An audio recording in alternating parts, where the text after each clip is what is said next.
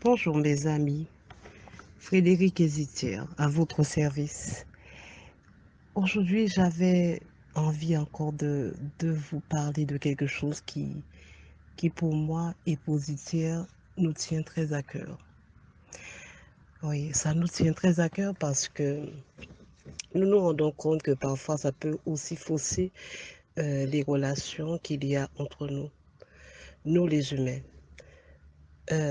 Je me suis rendu compte à plusieurs reprises que le fait de disparaître, de ne pas donner signe de vie à quelqu'un, de ne pas donner de ses nouvelles, ça peut engendrer parfois quelques, je dirais, une inquiétude ou parfois vraiment une vive inquiétude.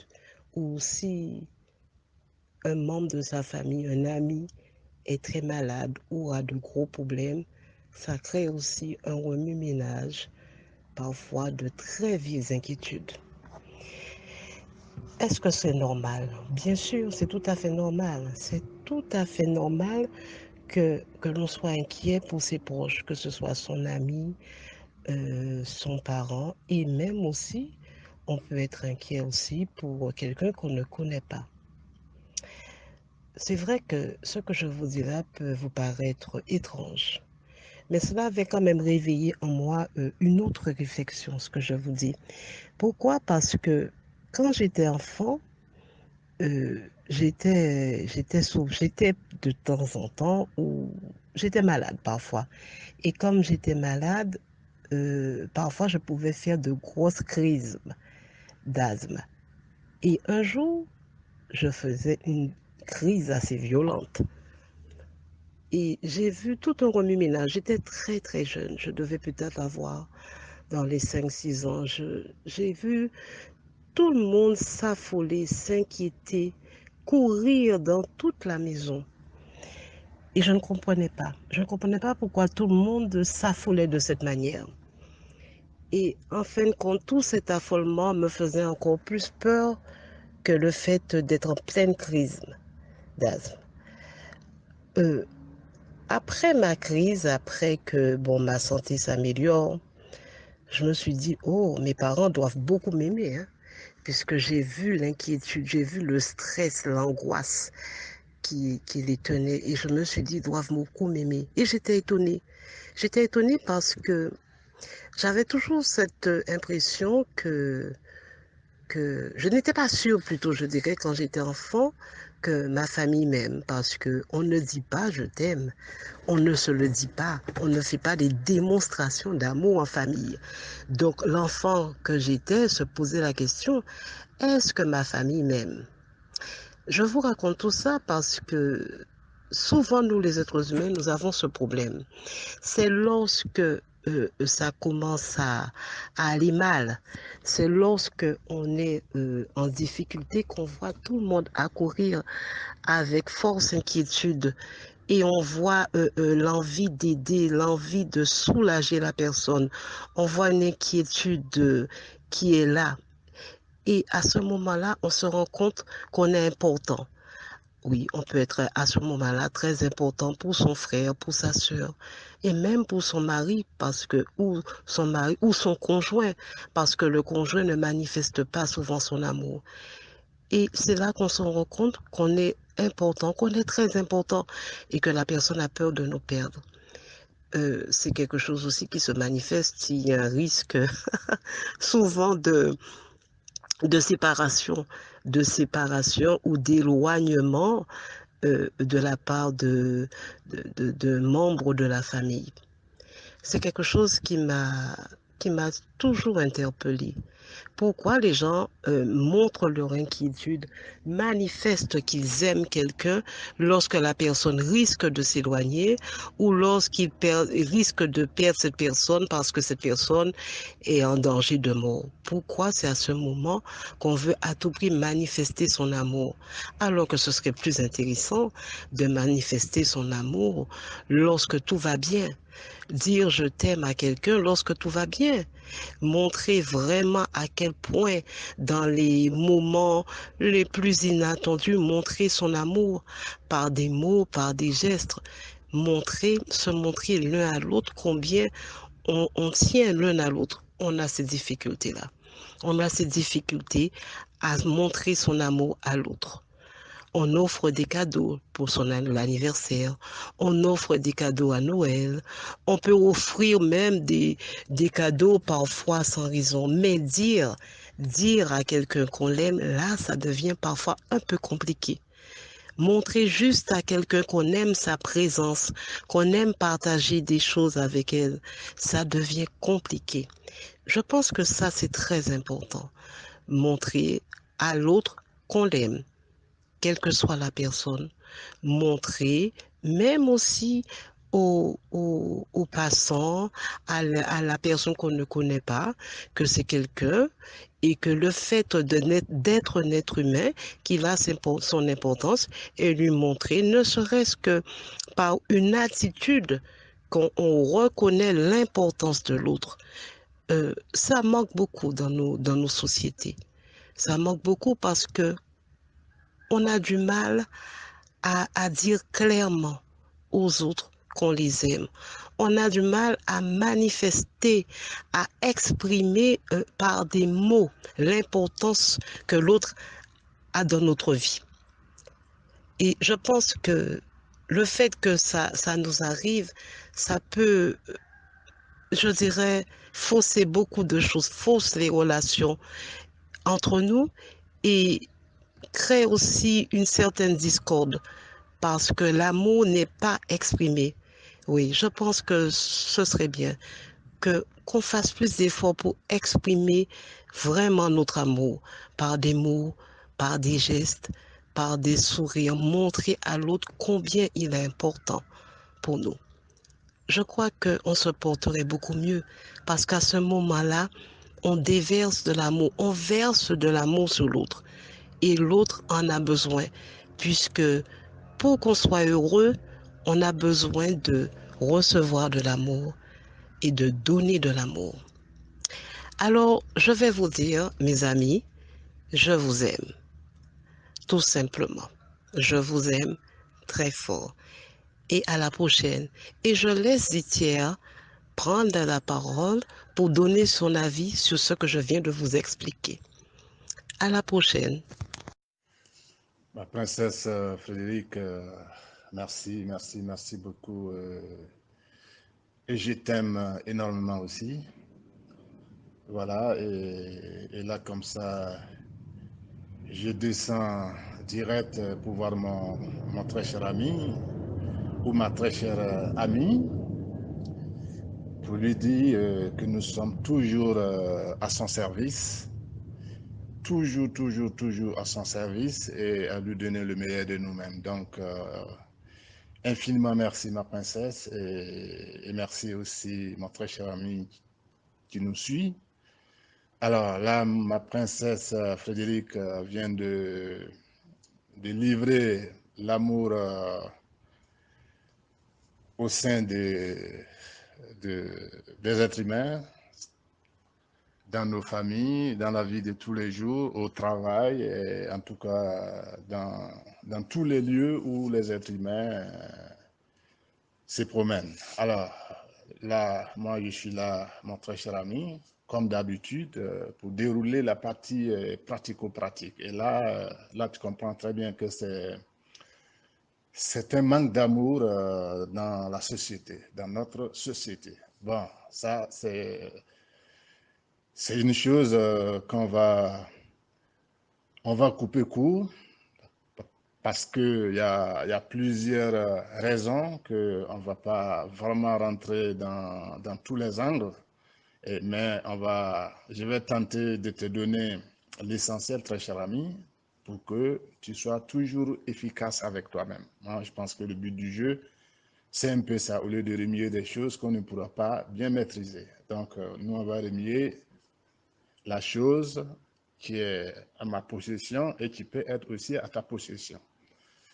Alors, donc, très cher ami, je pense que là, c'est la phase pratique. Ma princesse a déjà donné en tout cas un maximum d'informations très, très, très, très intéressantes. Donc, tu peux te reposer là-dedans et puis venir maintenant voir est-ce que la phase pratico-pratique te parle aussi. Alors, donc, ça, c'est juste la transition.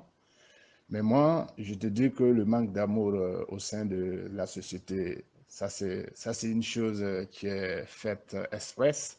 C'est une chose expressément faite et qu'il faut faire avec. Voilà, il faut faire avec et chercher le juste milieu qui t'arrange, comme je t'ai bien dit, dès l'entrée du jeu. Alors, très cher ami, l'amour, c'est quelque chose de primordial. Je te dirais même de suite que c'est le but du jeu sur Terre. C'est-à-dire, nous sommes sur Terre pour expérimenter l'amour. Un point, c'est tout. Mais malheureusement, nous passons dans notre école académique, soi-disant académique. On nous apprend tout et rien à la fois. Donc, on ne traîne pas sur les sujets qui sont intéressants. C'est-à-dire on survole. Maintenant, c'est si la partie un peu bizarroïde, qu'ils insistent beaucoup, parce que quand tu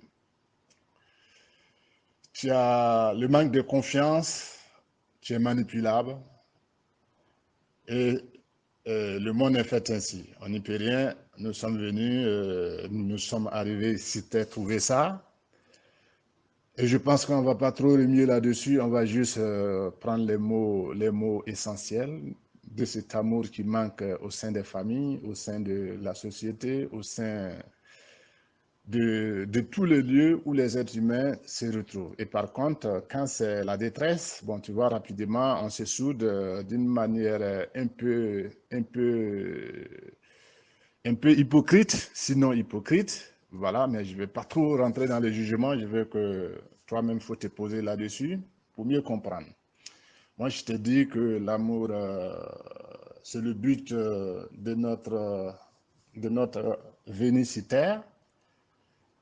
Maintenant, on nous détourne la raison d'être dans l'amour et on nous montre le gros mot et les petits mots qui ne font que nous plonger dans le mal-être, c'est-à-dire dans la souffrance, la haine, la colère et j'en passe. Alors donc, très cher ami, moi je te dis ma façon de voir les choses de façon pratico-pratique. Et l'amour, si tu as bien suivi, je te dis que c'est la clé qui ouvre toutes les portes. Donc, du moment où c'est une clé qui ouvre toutes les portes, je pense que nos dévanciers ont trouvé une formule pour, euh, pour rendre ça un peu flou. Voilà. Mais moi, je t'invite, mais parce que le sujet, il est un peu lourd, parce que l'amour, enseigner l'amour aux êtres humains, c'est un peu lourd. Mais c'est une question de choix, hein, parce que là, c'est personnel, et l'amour aussi est mal compris, à mon sens, hein, à ma compréhension, une fois de plus, lorsque j'observe un peu les êtres humains. Et je te dis aussi la raison, si l'amour est mal compris, donc le problème vient des êtres humains. C'est-à-dire, si nous-mêmes, on n'a pas l'amour en nous, c'est-à-dire, si on ne sait pas de quoi il s'agit réellement, on ne peut pas donner ça à quelqu'un. Et c'est là les bas blessent, très cher ami. C'est là les bas blessent. Donc, nous, les êtres humains, nous arrivons sur Terre. Et étant bébé, on dit que le bébé est joli, il est gentil, il sourit bien. Mais une fois que tu prends forme, très cher ami, c'est les paires de gifles et le coup de pied dont ils vont te réveiller. Et du coup, bon, la laideur apparaît. Et tu es confus avec toi-même. Et là, c'est vraiment triste. Et moi, je t'invite réellement, en tout cas, si tu veux te reprendre en main et retrouver la beauté universelle dont tu es venu avec, il faut te retrousser les manches et dis-toi, même si les êtres humains ne m'aiment pas, il faut que moi-même j'aime moi-même. Parce que c'est la seule clé qui ouvre toutes les portes. Et si tu t'aimes pas, toi-même, c'est difficile de rentrer en contact avec les êtres humains. Parce que la majorité des êtres humains, ce n'est pas de notre faute, c'est la société qui est constituée ainsi, c'est le moule sur terre, tout le monde y passe dans ce moule. Et c'est pour ça, la majorité demeure dans ce moule, ils ne cherchent pas à comprendre et ils ne font que sombrer. Donc moi, je t'invite, très cher ami, si tu veux vivre dans l'amour, tu verras que tu as la clé nécessaire pour faire tout ce que tu as envie de faire sur cette terre, mais tout dépend de toi. Parce que l'amour aussi, c'est quelque chose qui est inné à nous. Donc, il faut le susciter, bien sûr. Il faut le, le bousculer en soi-même pour que il prend forme et position pour que tu puisses avancer et être amour. Et tant que l'amour n'est pas réveillé en toi, mais très cher ami, inutile de parler d'amour, parce que là, tu vas aller dans tous les sens, mais les êtres humains vont trouver une formule pour te bloquer. Voilà, donc dans un premier temps, je t'invite à comprendre, comme c'est un sujet un peu très évasif, donc moi je vais te donner ma manière de comprendre l'amour. Et c'est à toi de voir si c'est un sujet où ma façon de pratiquer sur le terrain te parle. Je pense que tu restes dans cette dynamique. Moi, je t'ai bien dit que c'est quelque chose qui est inné à tous les êtres humains. Tout être humain est amour. Parce que l'amour, c'est le sourire, c'est de qualifier les bonnes choses, même les mauvaises choses, voir toujours l'amour en toutes choses.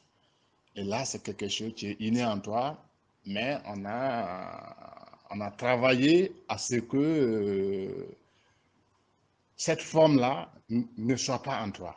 Donc, c'est à toi de susciter cela, et tout ce que tu as à faire, c'est d'être toi-même une fois de plus. Parce que si tu acceptes d'être toi-même, il y a beaucoup de choses que tu vas remédier par toi-même, pas par les autres ou les conseils de quelqu'un.